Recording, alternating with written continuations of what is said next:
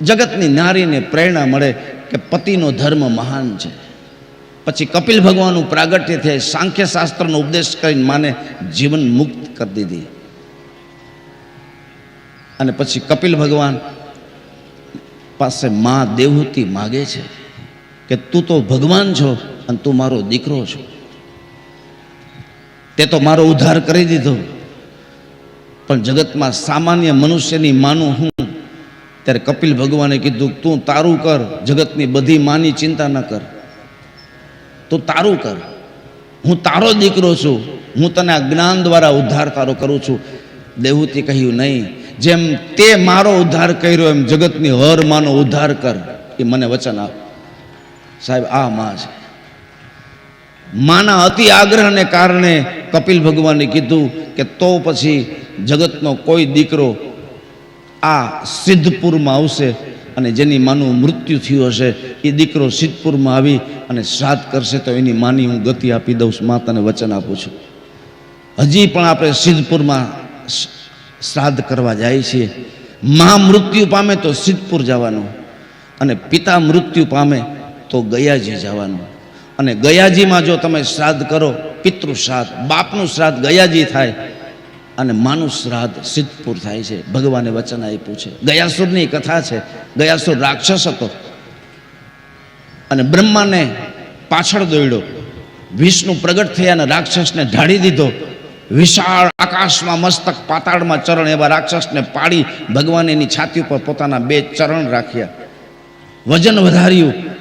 રાક્ષસ મૂંઝાયો, જીવ બહાર નીકળે એ પહેલાં ભગવાને કીધું માગ.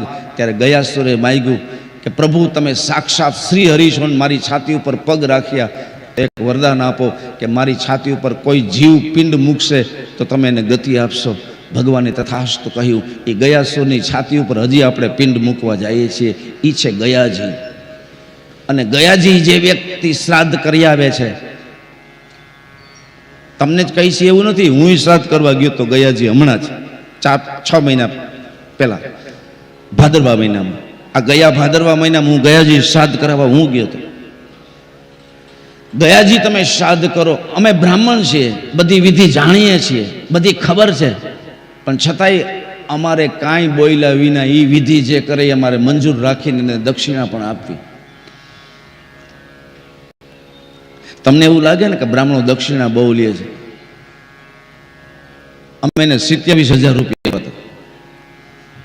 અમે બ્રાહ્મણ છે, બધી વિધિ જાણીએ છીએ. મારો ભેગો આ ભાવિક હતો.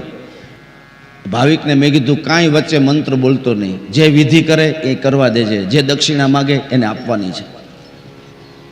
અમારે પણ વિધિ કરવાની હોય, એનું કાર્ય છે. તીર્થના કાંઠા ઉપર ભગવાન બંધાયેલા છે. બ્રાહ્મણનો દીકરો ઓમ નમો ભગવતે વાસુદેવાય બોલી અને તમારા પિતૃના પિંડ મૂકે તોય ભગવાન ગતિ આપે છે. બ્રાહ્મણ ગતિ નથી આપતા, ભગવાન બંધાયેલા છે. કાંઈ જીવ કોઈ આવશે અને બ્રાહ્મણ એની વિધિ કરી દેશે, ખાલી રાધે શ્યામ, રાધે કૃષ્ણ, ઓમ નમો ભગવતે વાસુદેવાય બોલી અને જીવના પિંડ મુકાય તો પ્રભુ દયાનો સાગર છે, એ પિતૃને ગતિ આપી દે છે. ગયામાં શ્રાદ્ધ કર્યા પછી કોઈ શ્રાદ્ધ કરવા પણ છે નહીં. પછી કાગડાને વાસ ન નાખો તોય હાલે. પછી પ્રેમથી ગાયને તમે ગ્રાસ આપો, બ્રાહ્મણને જમાડો, કાગડાને વાસ નાખો તો વાત જુદી છે, પણ પછી કોઈ પિતૃની વિધિ કરવા પણ છે નહીં. હા, ગયાજીમાં શ્રાદ્ધ કર્યા પછી પાછળથી કોઈ ગુજરી જાય તો એની વિધિ કરવી, પણ જેટલી પિતૃની વિધિ કરાવ્યા જ રાખતા હોય તો ગયાજીમાં એક વખત શ્રાદ્ધ કર્યા પછી, ગયાજીમાં યજ્ઞ, પિતૃયજ્ઞ કર્યા પછી કોઈ વિધિ કરવાની જરૂર નથી. એ છે પિતૃ શ્રાદ્ધ ગયાજીમાં. માતૃ શ્રાદ્ધ છે સિદ્ધપુર.